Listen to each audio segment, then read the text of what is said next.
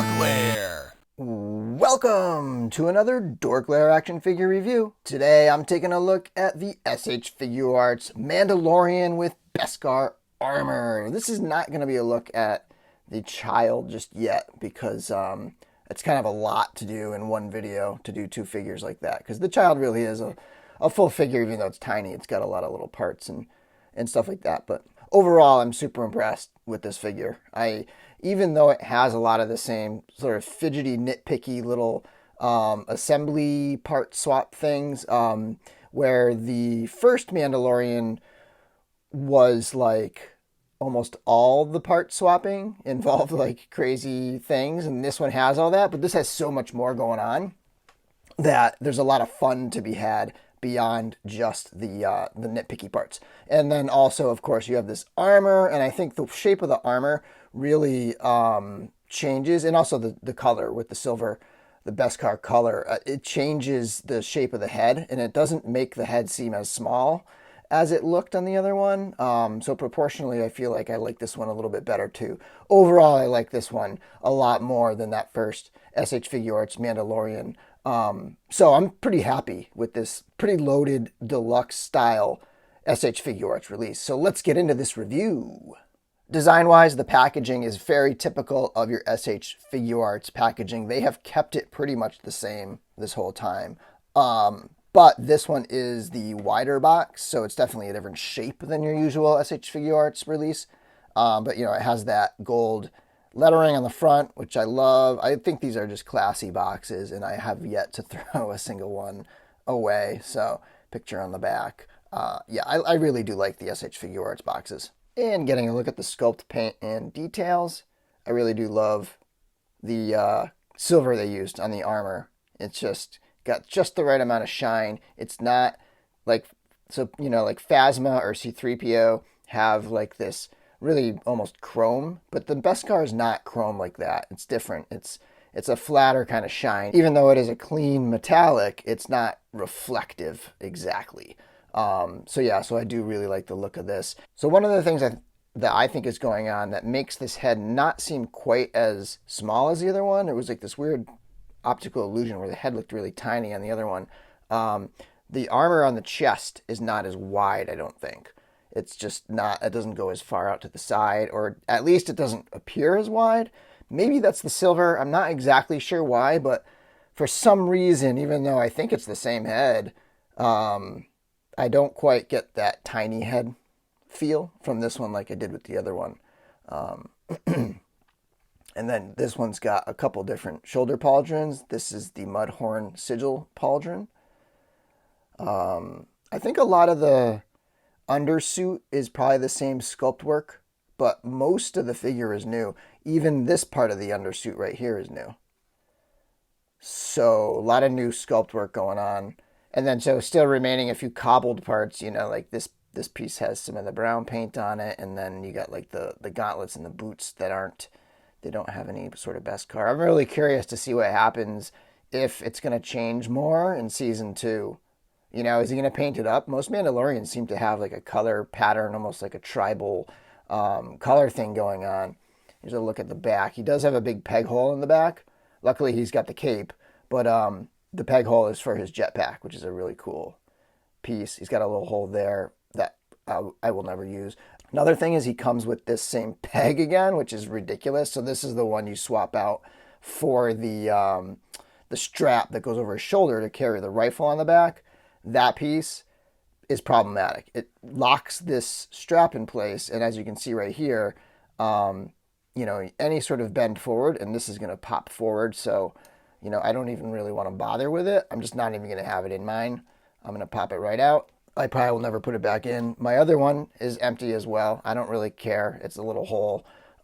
If I really wanted to, I could shave that thing down and just glue it on and make it part of the strap.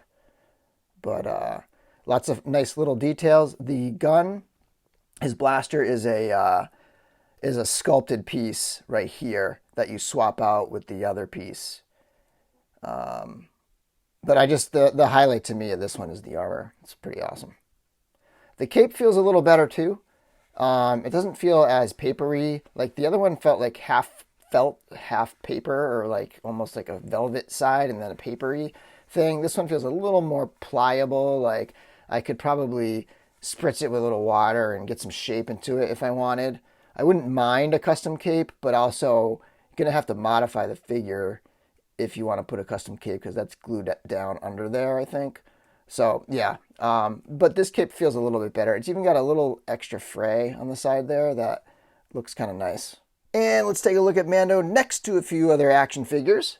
So here he is next to his counterpart in the SH Figuarts and the child that also released at the same time as him. I'll try to get a review of that up pretty soon too. Here he is next to a couple SH Figuarts troopers. On the left you have the Scout Trooper, and on the right is the Shore Trooper. Here's a Black Series Cara Dune and a Black Series Death Trooper, a Black Series Offworld Jawa and a Black Series Tusken Raider, Black Series Jon Favreau and Black Series Jon Favreau, a couple Mezcos, the Supreme Knight Batman and the Gold Skull Ninja with Diabolique head, and a couple other lines. On the left is a Mythic Legions custom, that is my Orcish champion, and on the right is the Green Goblin Marvel Legends figure from the Retro Wave.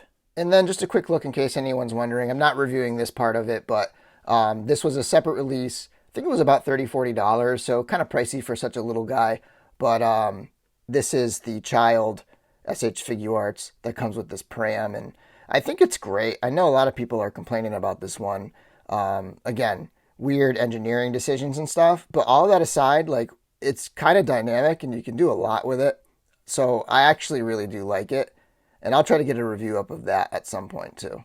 Okay, continuing with accessories. This is the jetpack he comes with. It's, again, that same great paint. There's no other really complicated paint applications on there. I think that just generally matches the show, if I remember correctly. But the jetpack has a peg with a particular shape, so you can't put it in upside down. Not that you would, but it's got this shape so it kind of stays in there. And what you have to do is you have to bring the cape to the side and then peg it in, and then kind of shimmy the cape down under it. But it fits nice and snug, and it looks pretty great. The only thing is the cape's sort of off to one side. But, I mean, a guy with a jetpack with a cape on is going to have to do something with it anyways. So that's slightly realistic, I guess.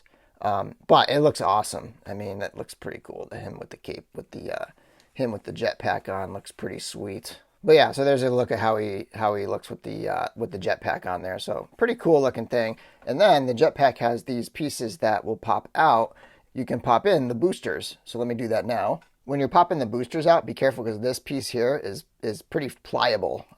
It's a hollow piece, so you can kind of like squeeze it out of shape if you squeeze that too hard. So try to grab it with the more solid piece there. Also note that there is a flat side to the peg, so you're going to want to align that when you put it in there. So here's how he looks with those jet pieces in there. Pretty cool looking, I think. And again, the cape's kind of out there. It'd be nice if it had a wire and you could kind of pose it up and have a neat look to the cape when he's flying like that. But I think it does look pretty cool. I do like those effect pieces. And before I forget, I do have the Mudhorn Pauldron on here. That's an accessory that comes separate in the box. On him is this one, but I've actually swapped it on to the first Mando to get that episode 2 look. And it's perfectly compatible. I didn't have to mod anything. It just fits right on. All right, let's continue with effects pieces. So his arm right here has this little piece that pops off. And he's got 2 options. For the left arm, you can do the whistling birds, which are pretty cool, and it'll catch some light. I took a picture shining a red light through it, and it looked really cool. So you get the whistling birds there, nicely detailed effect piece.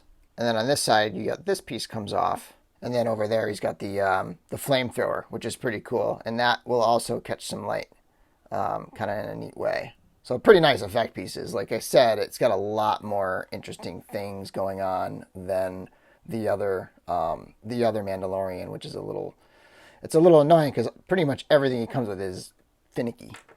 And then his blaster is on a hinge that you can unplug and swap out, and then you also have to swap out the little strap there. And then there's a look at the the unholstered blaster to hold it in his hand. And then his rifle has the same setup as the original version of Mandalorian, which is probably the most annoyingly overly complex part. why not just peg it in the back or something? But right here you have this piece of the strap that pegs in on his front of his chest, and then you have like a on the back you have this piece over here that pegs into his back, which I can't ever really get everything to line up right, but you can just let it kind of hang there and it looks okay. If you're just going to have it on the shelf like that, that looks fine, which was a tip from DorkLair podcast co-host Larry Waters. He kind of like said, yeah, just don't even plug it in the back and it works just fine. So if you do want it like that, it's not that bad. You just got to kind of let it drape there. And then, so this piece here pops out. And then the rifle, of course, has to have this ridiculously tiny little piece here that you got to peg in to sort of fill that little gap that is created when you put the strap on there. And then, so this pops out and there's a replacement for this piece in the middle here. And you just pop this other one back in. And there you have the rifle that he can hold now. It's got a ton of great detail. You know, those little nitpicky, like little fidgety things aside, it's a great looking, I don't know if we have a name for it, but, you know, his animated Boba Fett forked electro rifle. And then one more piece that you can do with that, speaking of the electro rifle, is you can pop on this piece with an effect. And again, translucent, so you can get some light to shine through there and get some neat, like, you know, light it up a little bit there. But that's pretty cool. So I just love that he comes with all these effect pieces. So you get a lot of options. This is the type of figure that, you know, super deluxe, comes with so many effects and everything. And then he's got a vibroblade. Pretty nicely detailed. The sculpt work is awesome for this tiny thing. And there's a couple different paint apps between the handle and the blade. In addition to the fists, he's got a pair of gripping hands for the vibroblade, I believe. He's got a pair of relaxed hands, pair of open hands, action hands. He's got one hand that's holding the tracking fob. Nicely sculpted there. Which I don't mind that it's not like a separate loose tracking fob. I feel like this is a great look, and I don't really see myself doing anything with the tracking fob if it were loose. So this is kind of nice, actually. And then he's got the two different trigger finger hands, the pistol and the rifle, and then the one cupping hand for cradling the barrel of the rifle in the other arm. And then he's got that great SH Figuarts thing where they have such smooth but tight joints. Usually, like, there's a few loose ones out there, but this one kind of hits that feel that I really like. It's just a certain weight to the figure, and then the joints have this certain kind of like tightness, even though they're nice and smooth, and everything just flows smoothly. They're not like ratcheted joints or anything. But you can get a sense of how the head will move. There's a joint at the bottom of the neck and one at the top. So the head moves around pretty well. Doesn't look, I wish I looked up a slightly bit more because he's a jetpack kind of guy, but not too bad, I guess. And you could probably pop it off the peg and just have it half on there and get a little more action if you want to, you know, do some posing. The pauldrons are on hinges, so you can kind of move them around as however you need to get them out of the way and then put them back down when you articulate the arm. So if I bring his arm up and then position that pauldron, he's got a butterfly joint up in the shoulder there, and then he's got a twist, and of course, like, you can bring his arm all the way around. He's got double jointed elbows, comes up this far on that side and a little bit further on this side because there's not as big of a gauntlet. And unfortunately, there's no twist at the gauntlet itself. That's actually just the joint flexing there.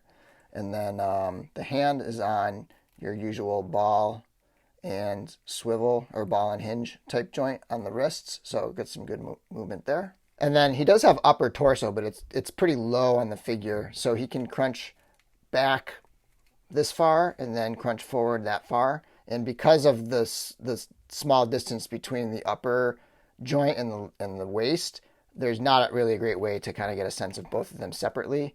You can kind of see that's the waist there going back and forth. And then, you know, it's hard to just isolate that upper joint, but I can kind of show you a few moves. This one's a little tighter. Oftentimes that's the case, but you can get some good flex in there.